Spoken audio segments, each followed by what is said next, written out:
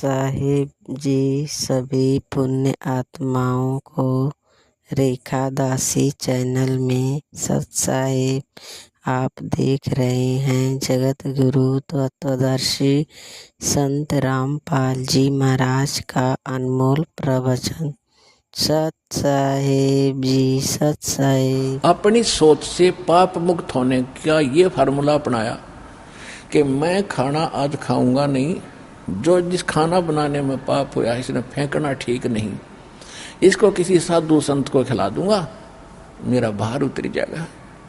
इस उद्देश्य से सारे भोजन को लेकर और साधु की तलाश में निकल लिया। पहले दिन तो परमात्मा थे जिंदा महात्मा के रूप में, और उस दिन जैसे हिंदू साधु होते हैं लाल कपड़े पहन लिए या सिर पर बाल बूढ़ रखा लिया, यानी लाल कपड़े हों तो हम साधु मानते हैं गिरवे, ऐसी वेशभूषा बनाकर रूपांतर करके भगवान बैठ के एक वृक्ष के नीचे, कबीर भगवान। धर्मदास जी की दृष्टि गई, साधु बैठा है, चल बन गई बात। वहां जाकर के वो थाली रखती, भोजन रख दिया कि महाराज जी भोजन पा लो। परमात्मा बोले हाँ भाई धर्मदास भूख लगी है। उसने देखा भाई आदमी तो पहचाना नहीं मैंने, लेकिन मेरा नाम बता दिया, कोई जान पहचान का साधु संत होगा, क्योंकि वो पहले बड़े भंडारे करते था, धार्मिक यज्ञ किया करता था, भंडारे हजारों साधु संत आते थे भोजन करने। तो इसलिए उसने सोचा कि कभी भोजन करने आए होंगे, वहां पर जानते होंगे मुझे। तो परमात्मा के पास अपना एक करमंडल था, लोटा रखा था पानी का भरा जल का।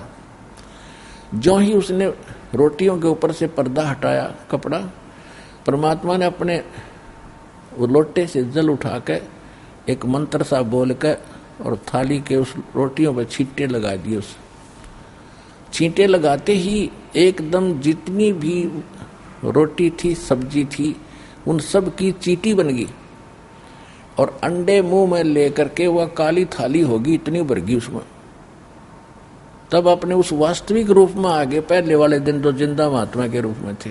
तब कहा रे कसाई, तेरे तक कसाई भी अच्छा, तूने कहा राम जी वंशा नहीं करते, ये पाप का भोजन मुझे कराने आया था धर्मदास। जब देखा रे तेरा गजब, तो वही महापुरुष है, चरणों में पड़ गया, रोए रोए, सारी रात रो के काटी, करवट ले ले के भगवान बनेगी क्या, भक्ति मिली नहीं, मेरा तब जीवन नाश हो गया। तो वह भूख मिटाई दाता ने, चरणों में गिर गया कि महाराज मेरे से गलती होगी और मुझे सत मार्ग बताओ। ऐसे 4-5-6 बार परमात्मा ने उनके साथ, क्योंकि ये काल है, ये जल्दी सी टेकता नहीं, मन तो पुराना रंगया हुआ है, और वो तो ज्यादा ही शंका युक्त आदमी था, भ्रमित था, जिज्ञासु गणा था, भगवान का बहुत ही अच्छी आत्मा थी।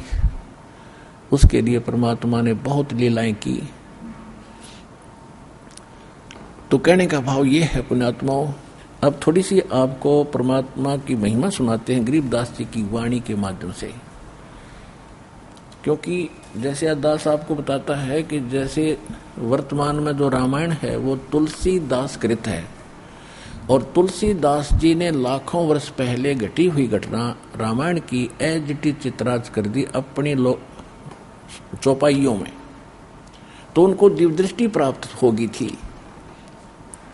इसी प्रकार गरीबदास जी को परमात्मा ने दिव्यदृष्टि दी थी, सतलोक ले गए थे, अपना वास्तविक स्थान दिखाया था, आंखों देखा परमात्मा का सारा हाल, और परमात्मा से प्राप्त दिव्यदृष्टि से आगे पीछे की सब घटनाएं एज इट इज लिख दी, जो जहां जैसी बीती थी, परमात्मा ने जो लीलाएं की थी।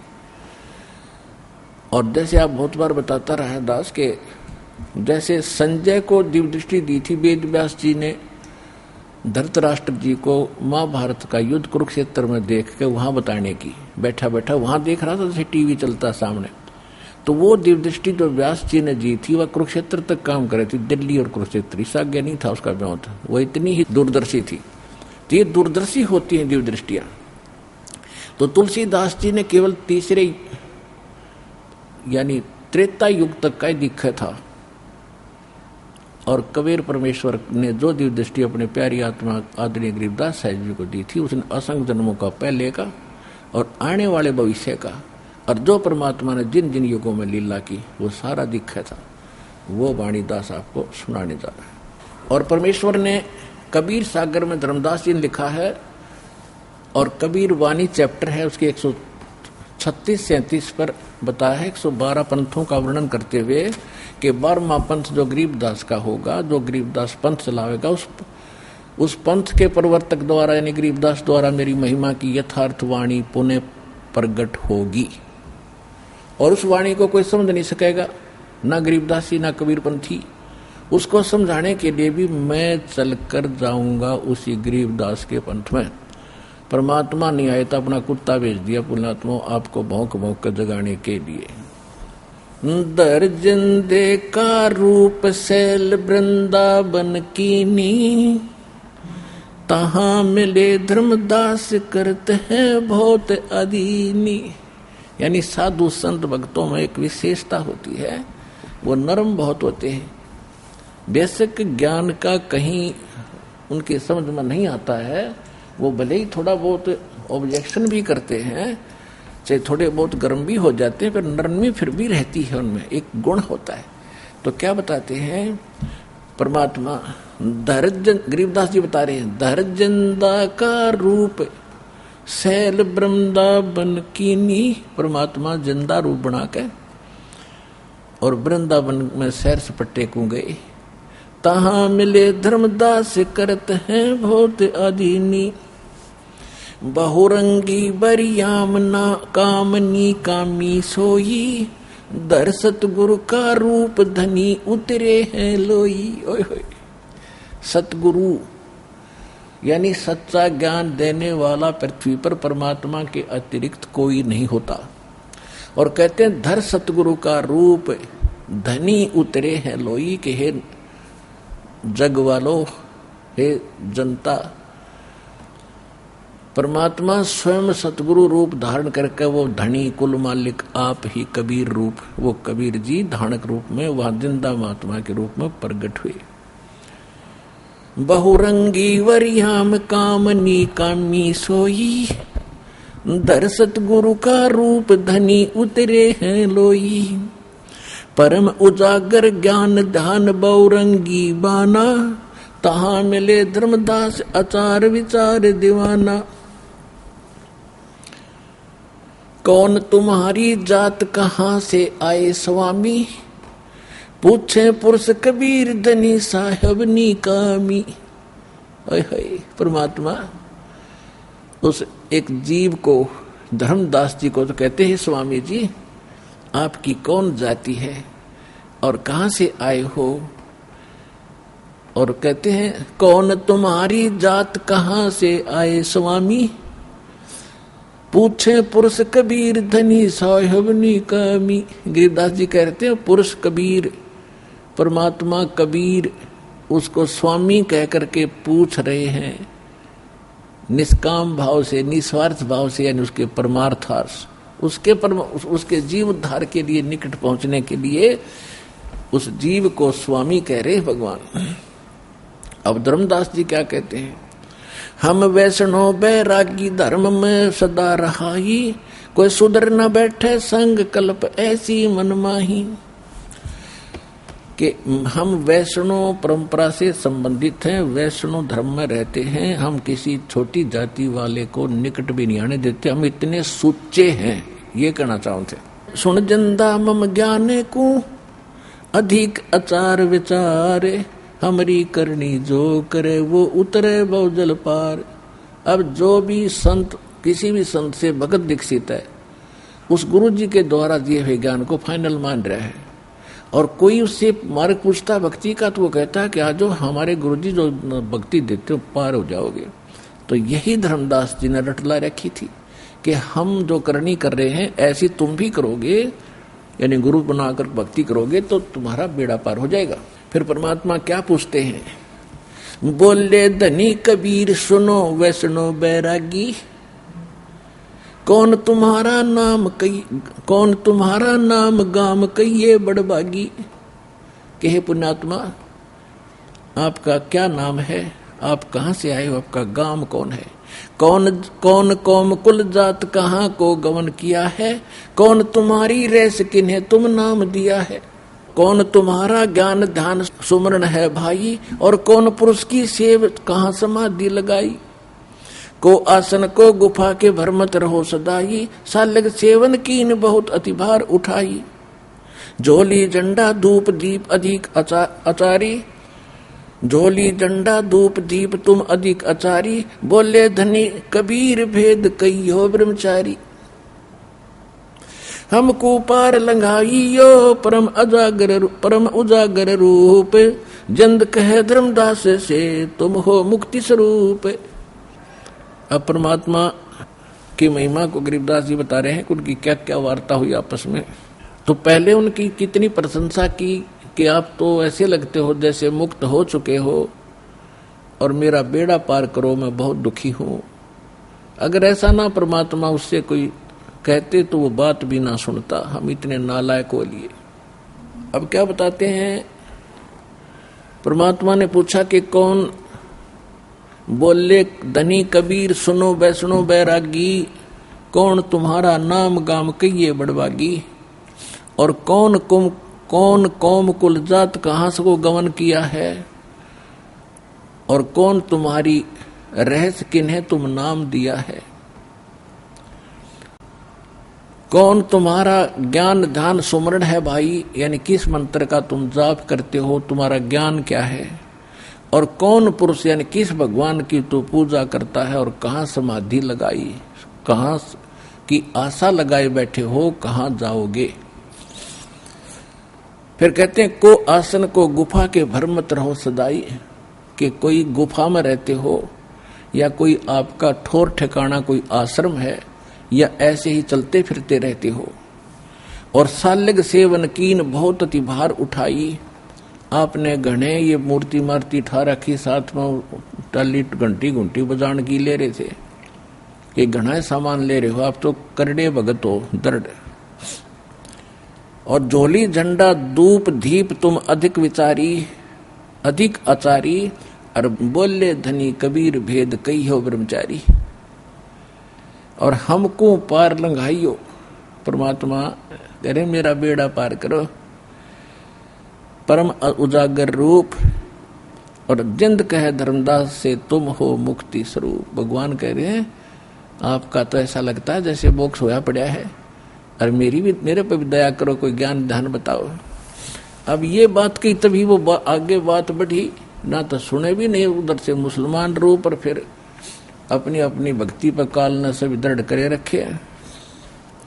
अब क्या बताते हैं धर्मदास जी, बांधो गढ़ है गाम नाम धर्मदास कही जे, वैसे कुल कुली जात सुधर की नी बात सुनी जे।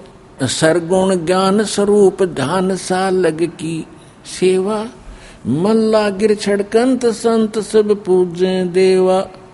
68 तीर्थ नान ध्यान कर कर हम आए, और पूजे सालग राम तिलक गलमाल चढ़ाए।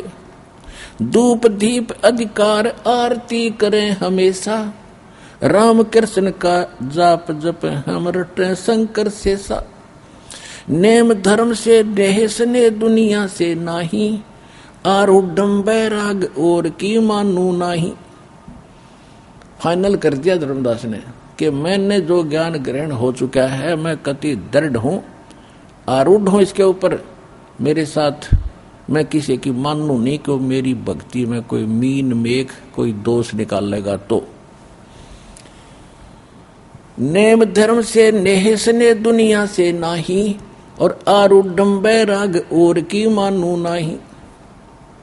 सुन जंदे मम धर्म को वैष्णो रूप हमारे, धर्मदास जी कह रहे एक जंदा सुन ले। 68 तीर्थ हम किए हम नचीन्या सिरजनहार। परमात्मा ने कहा कि ये बताओ ये तीर्थ कैसे बनते हैं, तीर्थ वस्तु क्या है धर्मदास। तीर्थ वो स्थान है जहां किसी महापुरुष ने कोई साधना भक्ति करी है। और जैसे जो भी तीर्थ जैसे बना है, कोई शुक्ल तीर्थ है, कोई फलाना तीर्थ है, कोई ब्रह्म तीर्थ है, इनके बड़े इतिहास हैं।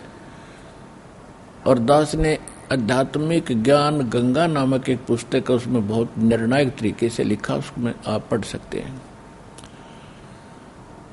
उन प्रमाण दे रखे हैं कि एक तीर्थ कैसे बने हैं कि एक न 90,000 वर्ष की कोई ब्राह्मणी किसी गुफा में रह रही थी। वहां पर एक 10,000 वर्ष की उम्र का जवान ब्राह्मण उस गुफा में चला गया, घूमता फिरता। अब पहले लाखों वर्ष की आयु थी सतयुग में, लाख वर्ष की, लाख से भी ज्यादा हो जाते थे। जैसे आजकल पहले 100 मानते थे, 100 से भी ज्यादा, 150 तक भी जीवित रह जाते थे। तो जब वो 10,000 वर्ष की उम्र का लड़का, वो लड़का मानने जवान ने था, जब वहां पहुंचा तो उसने कहा औरत ने कि मैं आपके इंतजार में थी, आप मेरे पति, और मेरी माँ ने कहा था कि तेरा पति यहीं आएगा, तू यहां बैठी रहना। आज मेरी तमन्ना पूरी होगी। यानी उन्होंने ब्याह कर लिया, ब्याह तो कर लिया, लेकिन फिर उन्होंने सोचा कि कोई ऐसी साधना करें कि अब बुढ़िया जवान हो जा।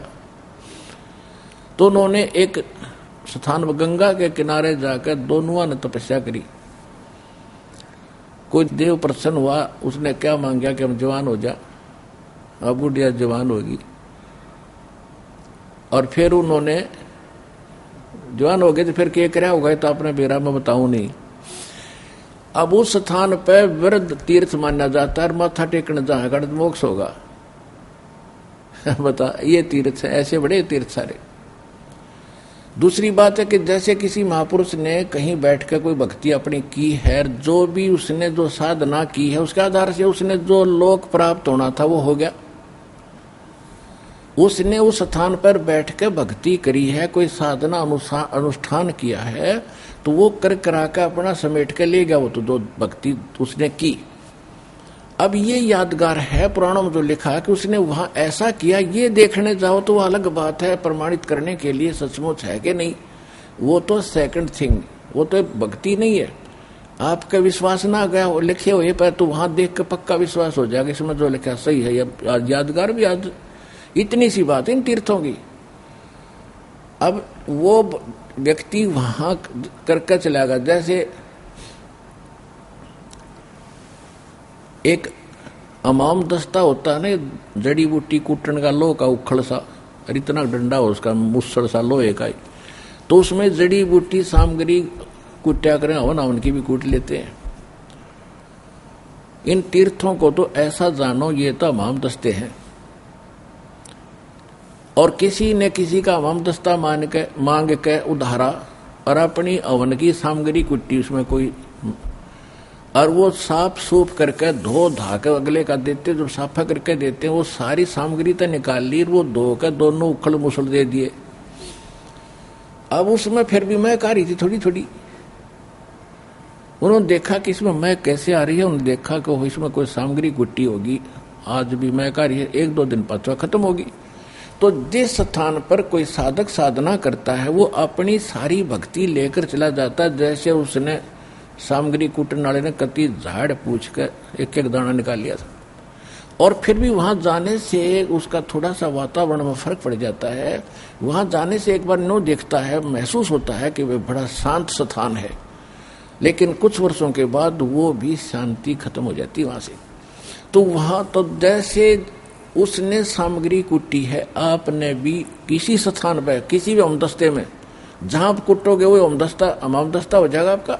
जिस स्थान पर बैठकर आप साधना करोगे आपका काम बनेगा उस भक्ति तय, ना कि किसी और ने जो साधना की उसके दर्शन करने या माथा टेकने तो आपको कोई लाभ नहीं। इतनी सी बात है। अब दूसरा उदाहरण दें कि जैसे दास पहले नगर नगर में सत्संग करा करते थे 4-4, 5-5 दिन के, तो वहाँ भंडारे भी होते थे, हलवा प्रसाद भी बनता था, भोग लगा खीर भी बनती थी, जैसे यहाँ चल रहा है। तो वहाँ अस्थायी भट्टियाँ बनाते थे हम। अब हम सत्संग करके आ जाते थे और कोई ये कहे कि यहाँ ये पोस्टर कैसे लगे हैं कि संत रामपाल का सत्संग हुआ था, चल देख आ दिखा के लाते हैं तेरे को, यहाँ हुआ था, इस ग्राउंड में हुआ था, और यहाँ खीर बनाई थी, यहाँ हलवा बनाए थे, मैं भी आया था एक दिन। अब दूसरे बार बार फिर कोई वहां देखने जा तो देखा हो कि वास्तव में सत्संग हुआ था, यहाँ खीर ख्यार बनाई थी, हलवे भी बने थे, लेकिन ना वहां खीर ना हलवे, भट्टी भट्टी है वह खीर हलवार वो मंत्र मोक्ष के तो वहां मिलेंगे जहाँ रामपाल सत्संग कर होगा। ये सतलोक आश्रम बरवाला में वो सारे साधन सारी वस्तु उन भट्टियों को देखने से कोई लाभ नहीं होगा।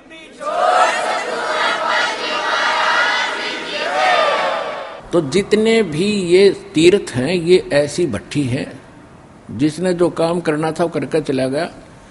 अब वहां जाने का कोई यूज नहीं है। बालक नहीं हो, बुद्धिमान हो, इंटरनेट तक बना लिए, ऐसे बढ़िया बढ़िया बढ़िया सेट सिस्टम बना लिए, कंप्यूटर बच्चे चला लेते हैं, घुमा देते हैं 1 मिनट में। तो इधर भी थोड़ी सी डाइवर्सन करो दिमाग की। ये बहुत अनमोल वस्तु है। और ये तो पेटे का झगड़ा है जो सारा दिन पढ़ते हैं, तो 15-16 साल बच्चे पढ़ते हैं, 2 रोटी मिल रहा है तो मिल रहा, ना भी मिले वो भी किस्मत वाले को मिलती है। तो इसमें सब कुछ मिलेगा आपको, रोटी भी मिलेंगी, मोक्ष भी मिलेगा, सुख भी होगा। अब क्या प्रश्न किया परमात्मा ने, बोले जिंदा बैन कहाँ से सालग आए, को 68 का धाम मुझे तत्काल बतावे, राम कृष्ण कहाँ रहे नगर वो कौन कहावे, और ये जड़वंत है देवता सकूं क्यों घंट बजावे। देख कितना निर्णय ज्ञान है। धर्मदास जी सालग्राम की मूर्ति का आगे घंटी बजावा था बैठे बैठे नो, मूर्ति पत्थर की और पीतल की ले रहा था। तो परमात्मा ये समझाना चाह रहे थे कि राम कृष्ण कहाँ है, कि जो स्वर्ग में है, और राम कृष्ण मिलेंगे तभी तुम्हें लाभ होगा। कहाँ जी उन्हीं की प्राप्ति के लिए हम प्रयत्न कर रहे हैं। तो फिर ये पत्थर की मूर्ति क्या देंगे आपको। जैसे दास ने पहले भी सत्संग में बताया कई बार, ये दास एक बार सेब खरीदा था, एक सेब विक्रेता थे, और उस ये क्या करते हैं कि जिसके पास घना स्टॉक और बढ़िया सेब दिखा आदमी वहां आकर्षित होता है।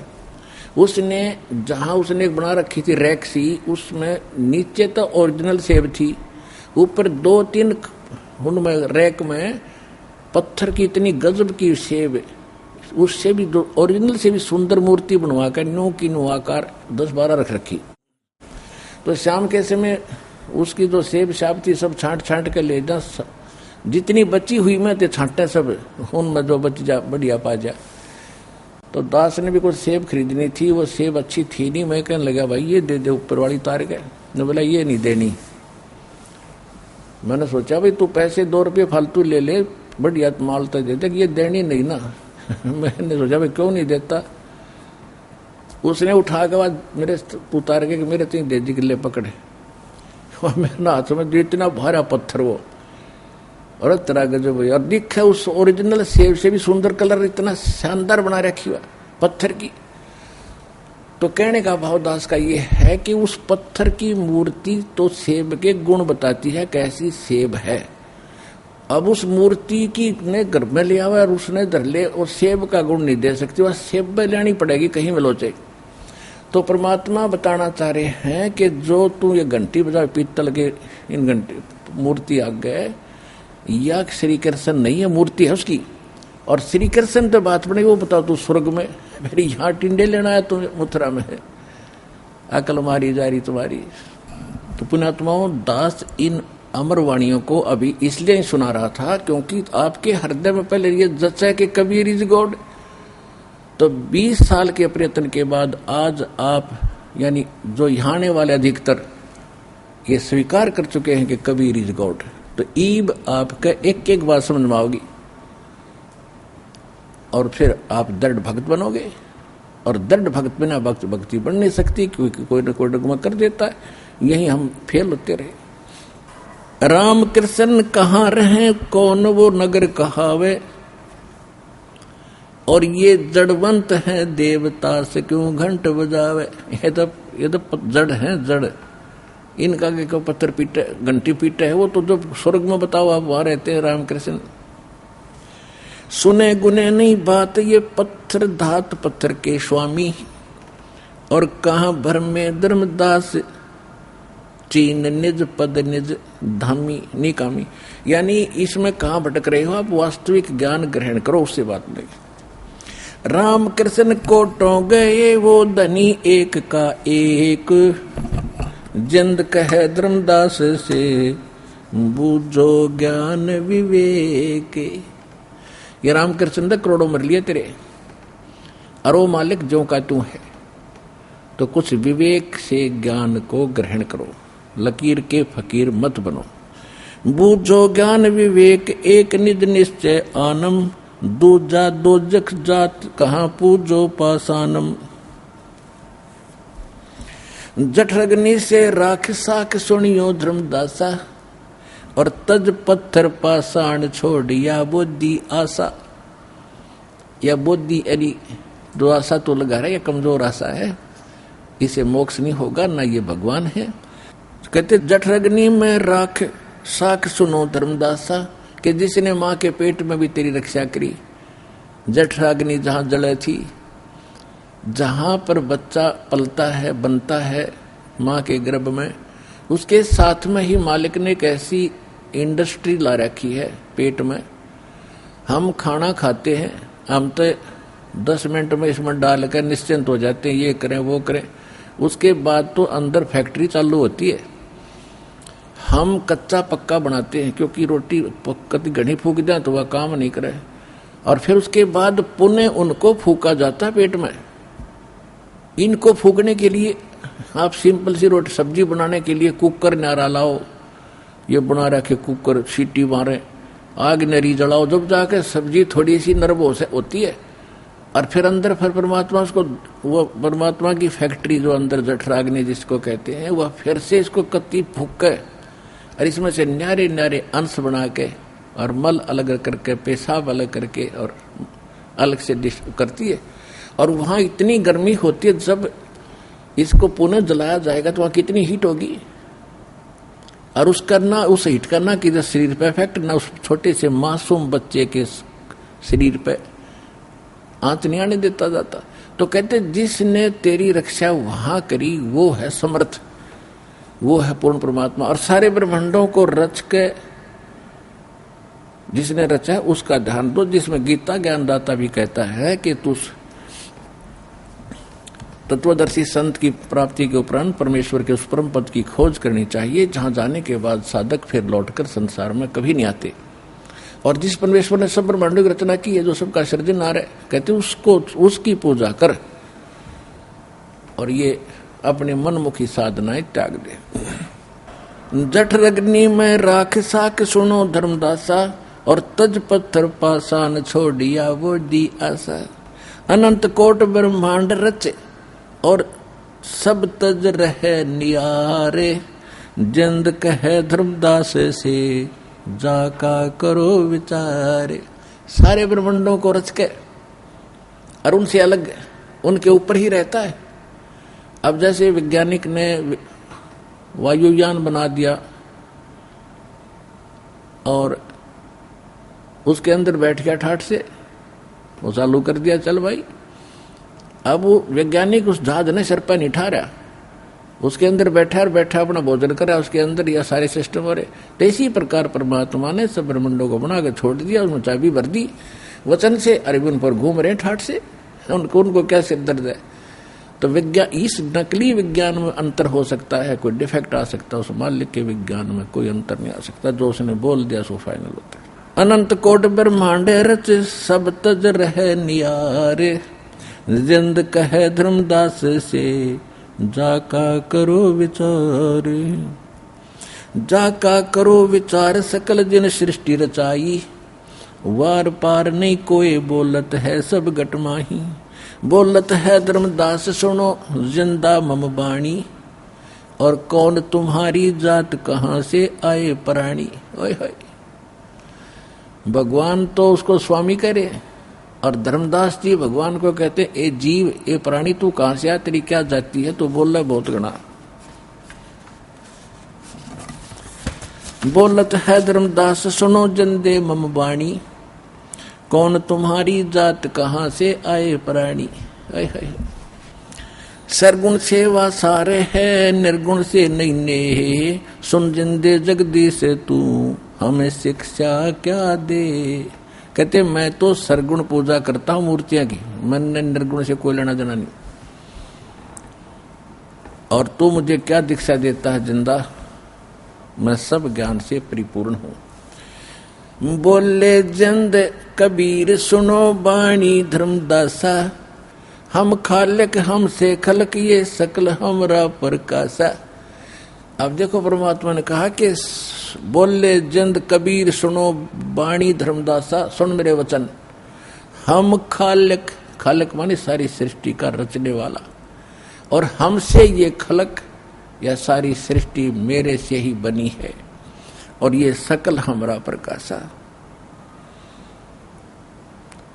हम रचे सब पाषाण नदी ये सब खेल हमारा, अचरा चरचौ खानी बनी विधि 18-12। हमसे ब्रह्मा विष्णु ईश है कला हमारी, हम ही पद परवान कल्प कोट युग तारी। हम साहेब सतपुरुष हैं ये सब रचना हमारे, जंद कहे धर्मदास से हम पूर्ण करतार। अब यह धर्मदास के गले नहीं उतरा कि सारी झूठ बोल रहे हो। एक मुसलमान मान रहा था, एक जिंदा महात्मा बैठे एक प्राणी समझ रहा था। और परमात्मा क्या कहते हैं, हम साहेब सतपुरुष हैं ये सब रचना हमारे, जिंद कहे धर्मदास से हम पूर्ण करतार। अरे फिर बिदक क्या एकदम करे, क्या बात कर रहे हो, आपने शर्म नहीं आती, एक 2 कौड़ी के जीव अपने आप को भगवान कहते हो। परमात्मा फिर अंतर्ध्यान हो गया। यानी ऐसे ऐसे 5-6 बार परमात्मा ने उसको झटका दिया, जबकि तब उसकी बुद्धि ठिकाने आई। हम इतने उल्टे ज्ञान में रंग दिए काल। अब परमात्मा बता रहे हैं, बोलत है धर्मदास सुनो सर्वंगी देवा, और दीक्षित पिंड और प्राण कहो तुम अलख अबेवा। नाद बिंद की दे शरीर है प्राण तुम्हारे, तुम बोलो बड़ बात न आवे दिल हमारे। खान पान स्थान देह में बोलत दीसम, और कैसे अलग स्वरूप भेद कही है जगदीशम। कैसे चंद और सूरज और कैसे नदी गिरपासाना, और कैसे पानी पवन धरणी पृथ्वी असमाना। कैसे सृष्टि संजोग विजोग करी किस भांति, कौन कला करतार कौन विद अवगत नाती। अब धर्मदास जी पूछ रहे हैं कि आप अपने आप को भगवान कह रहे हो। जब दोबारा मालिक फिर मिले, फिर ठीक बोला थोड़ा सा कि न्यों बताओ, आप खाते हो पीते हो, सामने बैठे मुझे दिखते हो, भगवान तो निराकार है। आप पुण्यात्मा, हमारी सारे सबकी बुद्धि कति फेल हो रही थी। दास विष्णु जी का पुजारी था, विष्णु जी की मूर्ति का रोज माथा टेक्या करता, सामने मूर्ति रखते थे, कागज पत्थर की जैसी भी थी। और फिर भी कभी चर्चा चलती थी कि भगवान कैसा है, को तो निराकार है, दिखाई नहीं देता, प्रकाश दिखता है। तो वह बुद्धि धर्मदास की सेट हो रही थी। कहने लगे कि तुम भगवान कहो और मेरे सामने बैठे हो, खाते पीते दिखते हो, और सारा कुछ आपके शरीर भी दिखाई देता है। परमात्मा, तुम कैसे परमात्मा हो? परमात्मा बोले कि देख, निरख परख देख, हमारी पंच भौतिक नहीं काया, मेरा शरीर तेरे जैसा नहीं है, मैं विधेय हूँ। विधेय का मतलब है कि तुमसे भिन्न देही है मेरी। विधेय का अर्थ ये होता है बिना देही का नहीं। विधेय जैसे विज्ञान है, यानी विशेष ज्ञान को विज्ञान कहा, तो विधेय का अर्थ है तुमसे भिन्न विशेष देही है मेरी, आप जैसे 5 तत्वों की नहीं है। यजुर्वेद अध्याय नंबर 40 के मंत्र नंबर 8 में ये स्पष्ट किया है कि सप्रियागात शुक्रम अकायम ऐसनाविरम अपाप विंदम कबीर बनीसी स्वयं भू परिभू व्यवधाता। सारे ब्रह्मांडों का रचने वाला, सबसे पहला देहधारी, प्रियागात सप्रियागात, वो सबसे पहला देहधारी है। लेकिन उसकी जो शरीर है उस परमात्मा का, शुक्रम अकायम ऐसनाविरम। अभी नानाडिया ने, जो वेद के ज्ञानियों ने अकायम शब्द पकड़ लिया, अकायम माने बिना काया का, उसमें शुक्रम अकायम ऐसनाविरम लिखा है। शुक्रम माने माता पिता के बीज से शुक्र कहते हैं उसको, और उससे ना, उससे बनी हुई काया नहीं है, और ऐसनाविरम है, उसमें नाड़ी तंत्र नहीं है। तो अकायम भगवान निराकार होता तो अकायम में लिख देते, शुक्रम और बिना स्नायु का क्यों लिखा उसमें? स्नाविरम माने स्नायु नाड़ी, तो उसमें लिखा है कि सप्रयागात वो सबसे पहला देहधारी है, लेकिन उसकी जो शरीर है शुक्रम अकायम अस्नाविरम अपाप बिंदम, उसका परमात्मा का जो निर्विकार शरीर है उसमें कोई दोष नहीं है। उसकी नाड़ी तंत्र से माता के पिता के से उस बीज से बना हुआ वो नहीं है, शुक्र से बना हुआ नहीं है, वो है। और वो स्वयंभू है, वो कबीर मनीषी, वो सबसे वो सतगुरु मनीषी विद्वान वो कबीर देव है, कबीर साहब है उसका नाम। तो यहाँ परमात्मा वही बता रहे हैं कि नरक पर कर देख नहीं पंच भौतिक हम रह काया, हमारा शरीर तुम्हारे जैसा नहीं है। बोलत जिंद अबंध सकल गट साहेब सोई, निर्वाणी निज रूप सकल से न्यारा होई। हम ही राम रहीम करीम पूर्ण करतारा, हम बांधे सेतु संग चढ़े पदम 18। हम ही रावण मारा लंक पर करी चढ़ाई, हम ही 10 सिर मारे देवताओं की बंद छुटाई। अब जैसे पुण्यात्माओं दास ने भी आपको प्रमाणित किया था कि जो भी इस पद पर विराजमान हैं, जो अच्छी आत्मा जैसे राम जी थे, श्री राम थे, तो ये भी भगवान के वो बच्चे थे। कुछ दिनों में जो पुराने भक्त उनका तो सारी बात जो दास संकेत करता हुआ समझ में आओगे कि अब ये समय है जिसमें कंप्लीट कोर्स ऑफ वर्शिप मिलेगा आपको। और ये इतने गजब के मंत्र हैं, थोड़े मंत्रों से आपने ढेर सारा पुण्य मिलेगा। जैसे गरीबदास साहिब जी ने कहा कि सतनाम पालड़े, 2 अक्षर का सतनाम है वो, रंग होरी हो और 14 लोग चढ़ावे राम रंग होरी हो, और तो ना तुले तुलाया राम रंग होरी हो। एक श्वास, उस श्वास से जो कीमत सांस के मंत्र की, एक मंत्र की, सतनाम की कितनी कीमत बता दी है कि उस एक बार के सिमरण पूरे संत लेकर अपने आप नहीं कितने सुना कर बांटे जाओ, से कोई लाभ नहीं होगा। हर एक चीज मर्यादा काम करती है। इस दास से वो मंत्र लेकर और फिर मर्यादा में रहते हुए एक सांस का सिमरण आपका कितनी कीमत देगा आपको। हम एक छोटा सा सरपंच बन गया, उससे मैंने सोचा घना काम बन गया। कोई चेयरमैन बन जाए, उसमें ने सोचा बहुत ही बड़ी उपलब्धि होगी। कोई MLA बन जाए, ने सोचा काख पीठा पता नहीं के पा लिया।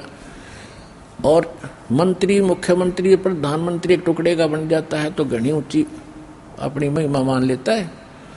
परमात्मा कहते हैं कबीर सब जग निर्धना, धनवंता ना कोय, धनवंता सो जानियो जिस पर राम नाम धन होए। राम नाम का धन कौन सा होगा?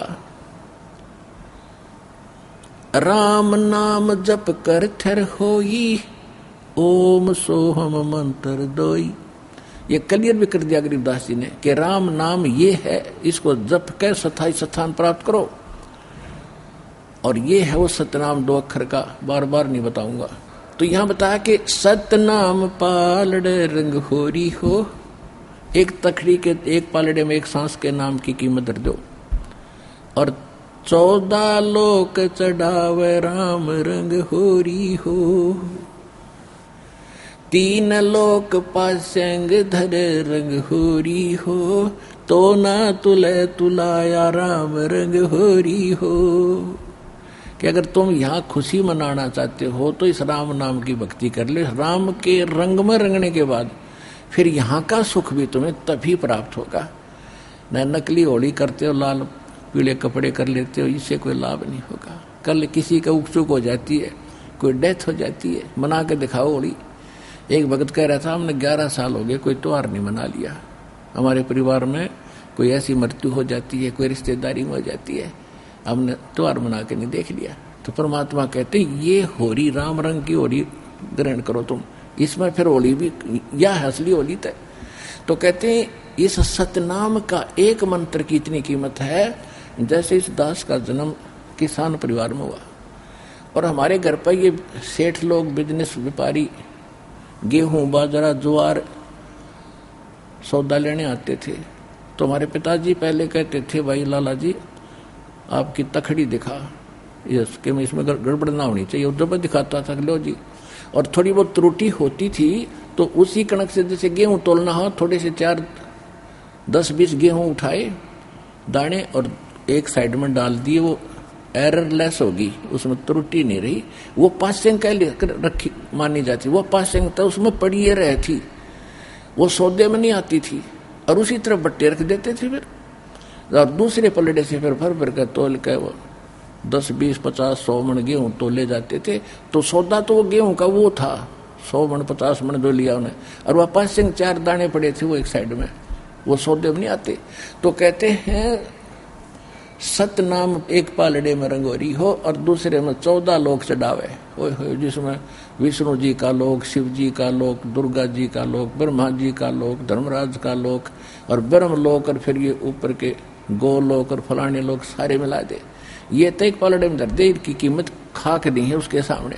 और 3 लोक पासिंग धरे, पृथ्वी का पूरी पृथ्वी, स्वर्ग लोक और पाताल लोक पासिंग धरे, तो ना तुला तुला राम रंगोरिया। आपने पता नहीं, दास ने पता कि सचमुच सच्ची बात है। दास जोरी है स्मारक का, और आपको जोरी बनाने के लिए प्रमाण दास कर रहा कि आप भी जोरी बन गए, बनोगे और बन भी गए, मगर जो ज्यादा ज्ञान समझ चुके। तो क्या कहा है कि 3, तो कहने का भाव तो दास आपको बता रहा था कि इसमें एक वाणी, क्योंकि ये है सूक्ष्म वेद, सवसम वेद यानी तत्व ज्ञान, इसमें एक एक वाणी में घड़े गुड़ रहे थे, इसलिए तो समझ में नहीं आई किसी के। आज तक पटक सट पटक का मर गए, पता नहीं क्या कह रखा है। यहाँ कह रहे हमने पुल बांध दिया, हमने रावण मारा, राम का भी उतना था उसको कुछ करने का। परमात्मा ने वो पत्थर भी परमात्मा ने हल्के किए थे। कबीर साहब ने जो मुनिंद्र रूप मारे थे त्रेता युग में, एक पहाड़ को हल्का किया था। कभी सुनाएंगे आपको कथाएं, जब परमात्मा के प्रगट दिवस पर विशेष लीला ही सुनाएगा दास आपको, अगले समागम जो आने वाला है।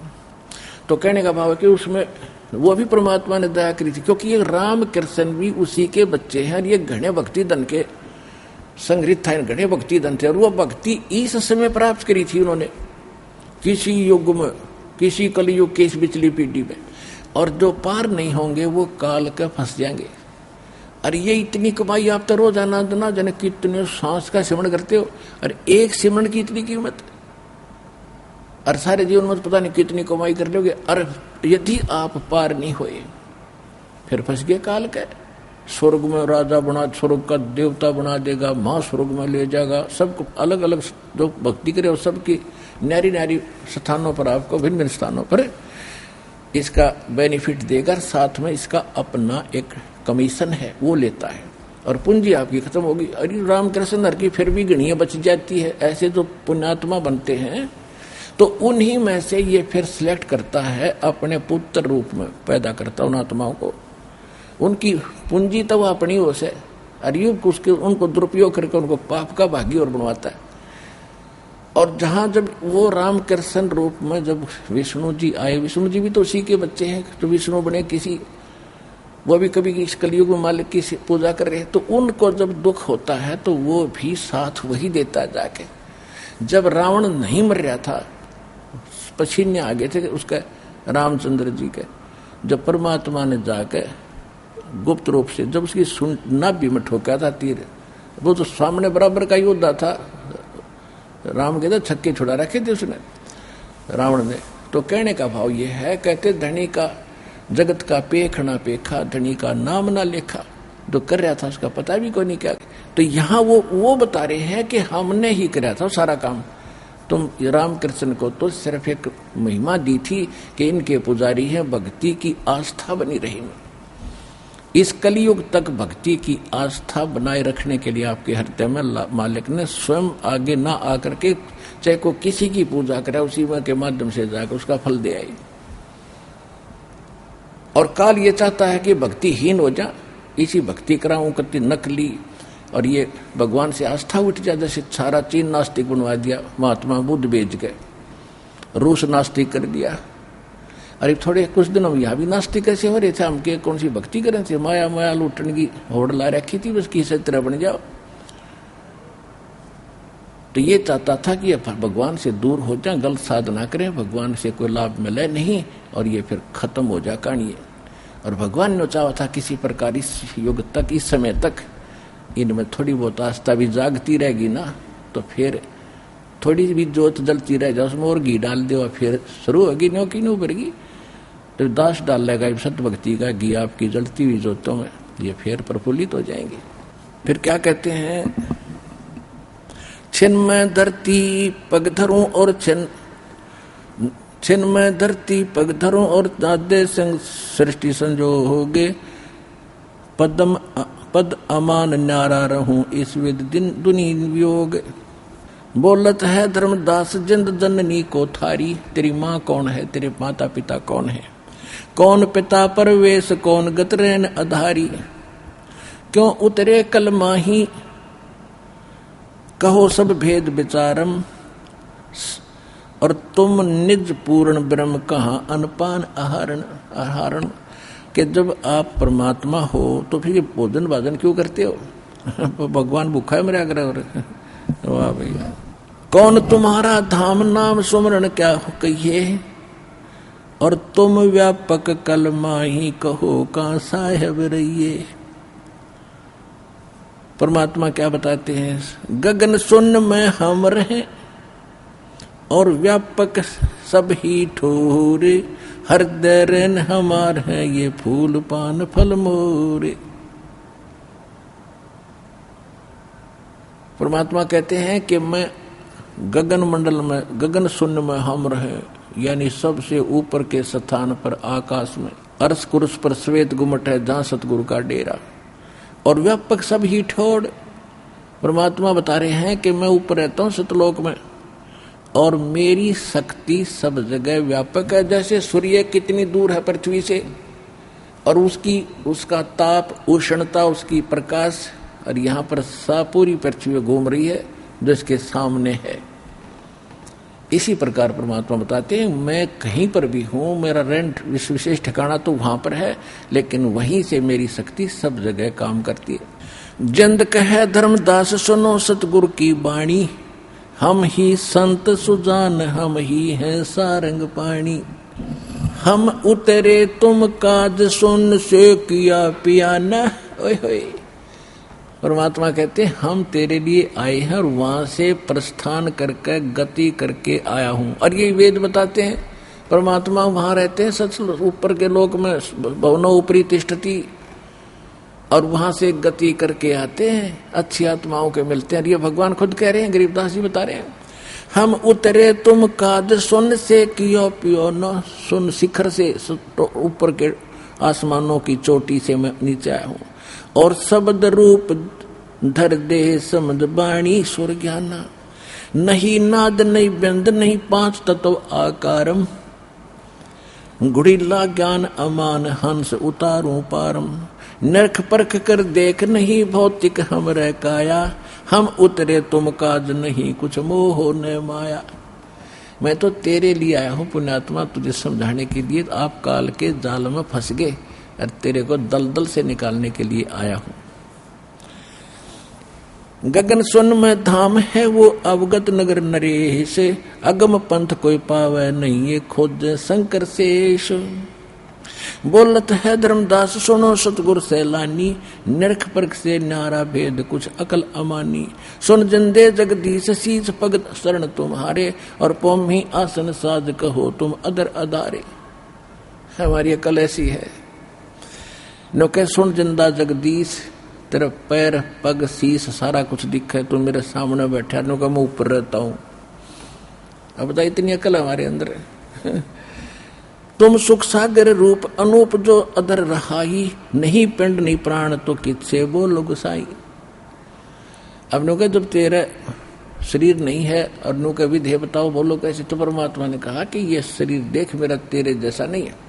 सुन गगन में हम बसे पृथ्वी आसन थी हीरे धर्मदास धोखा दिलना तुम छानो नीर और खीर ना मैं जन्मू ना मैं रूहूं और नहीं आऊं जाही। अब जैसे तुम जन्म मर के आते जाते हो ना ऐसा मेरा आना जाना नहीं है। शब्द भी हंगम सोने में ना मेरा धूप न छाही बोले जंद सुनो धर्मदासा हमरे पिंड प्राण नहीं श्वासा गर्भ योनि में हम नहीं आए मादर पिदर ना जननी जाए। शब्द स्वरूपी रूप हमारा क्या दिखलावे आचार विचारा सत्य ब्राह्मण की है हत्या जो चौका तुम देवो नित्या। अब क्या बताते हैं कि आप कह रहे कोई मैं पाप नहीं करता धर्मदास जो तेने चौका लिप्या है ना रोटी खाना खुना बनाने के लिए जो पोचा मारते हो लिप्या हर गोबर से इतने पोर्शन में ये 3 बाई 3 फुट का जो तूने बनाया है, इसमें कितना पाप लगा तेरे को। सत्य ब्राह्मण की है हत्या, जो चौका तुम देवो नत्या। और ब्राह्मण से हत्या जो होई, जल स्नान करत है सोई।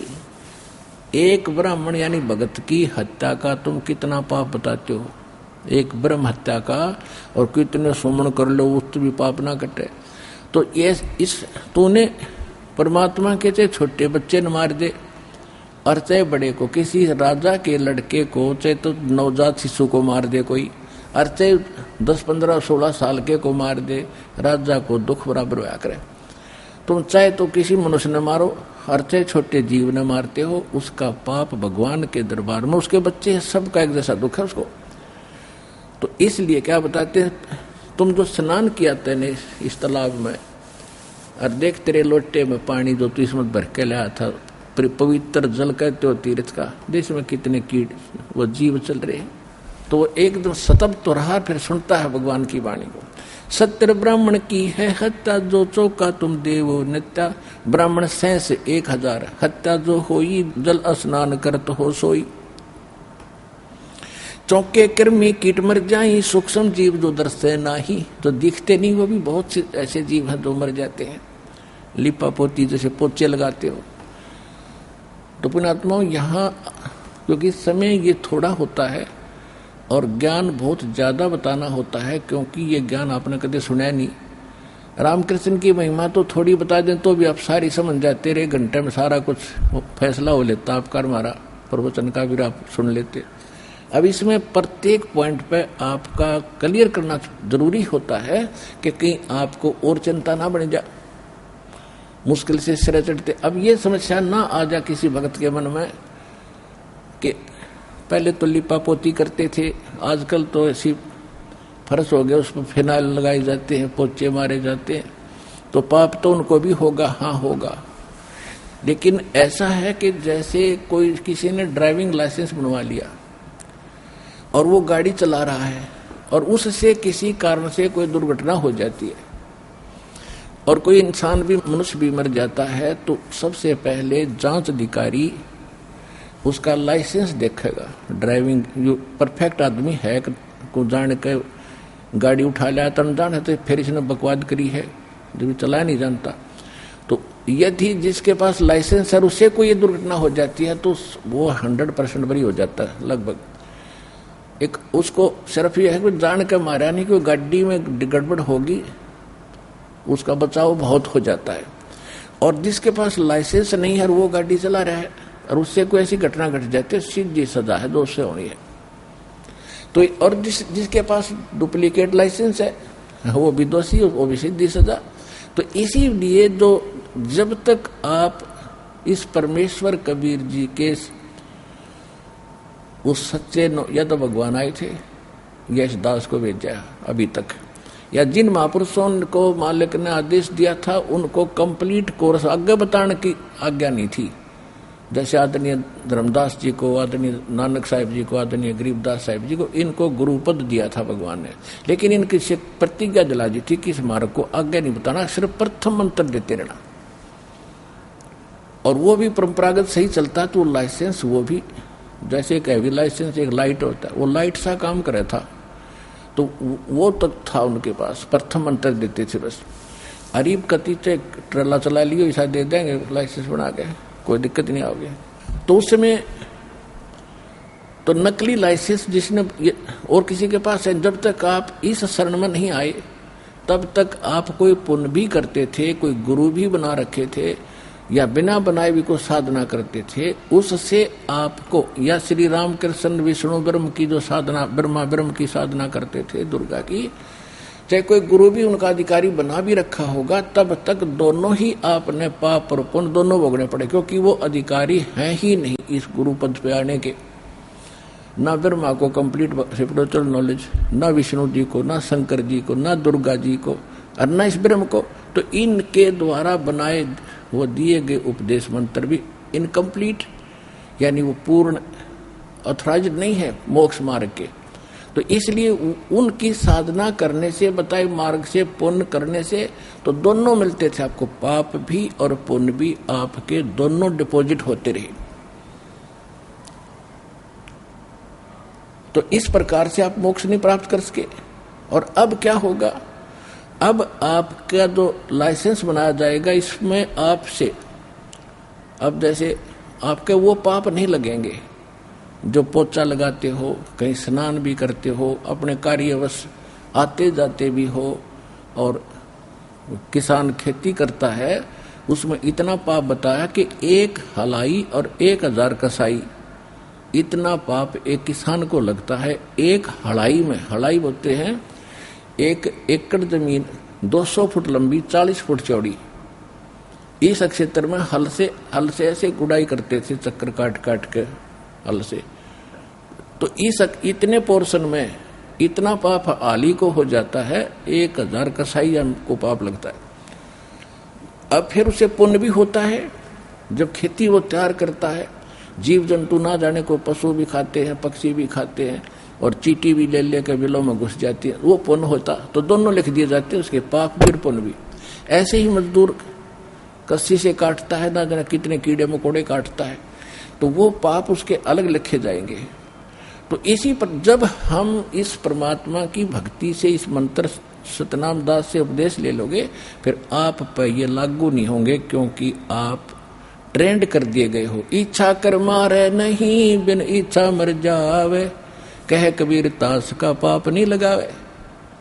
और फिर लाइसेंस हो गया, तो अब आपके पाप नहीं लगेंगे, जान के करियो ना।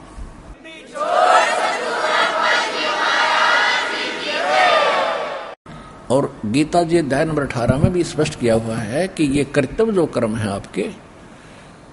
अर्जुन ने पूछा जी पाप तो इनमें भी होता है कि जब तुम्हें परम संत मिल जाएगा, उससे लाइसेंस आपको मिल जाएगा, यानी उपदेश मिलने के बाद, ये कर्तव्य कर्म है, इनके पाप नहीं लगा करते। जो जैसे खेती करता है, कोई अपना मजदूरी करता है या आता जाता है अपने कामवश, इनसे पाप नहीं लगते। फिर उस पूर्ण संत से दीक्षा लेने के उपरांत फिर क्या बताते हैं कि आप कहाँ से आए हो धर्मदास जी। धर्मदास जी ने कहा कि मैं बांधवगढ़ से आया हूँ, मथुरा में। बांधवगढ़ यहाँ से कितनी दूर है कि लगभग 250 कोस, यानी 750-800 किलोमीटर। तो कैसे आए हो धर्मदास जी? भगवान ने पूछा कि पैदल आया हूँ महाराज। पैदल आया हूँ जी मैं। धार्मिक व्यक्ति थे कि परमात्मा ने कहा कि वहां से पैदल आते या गाड़ी जोड़ के लाते, कार में आते, पाप तो वही लिखे जाएंगे ना जिस उद्देश्य से जा रहे हो। तो वहां से यहाँ तक आपने कितने कदम रखे? पृथ्वी ऊपर पग जो धार है, करोड़ जीव एक दिन में मारे।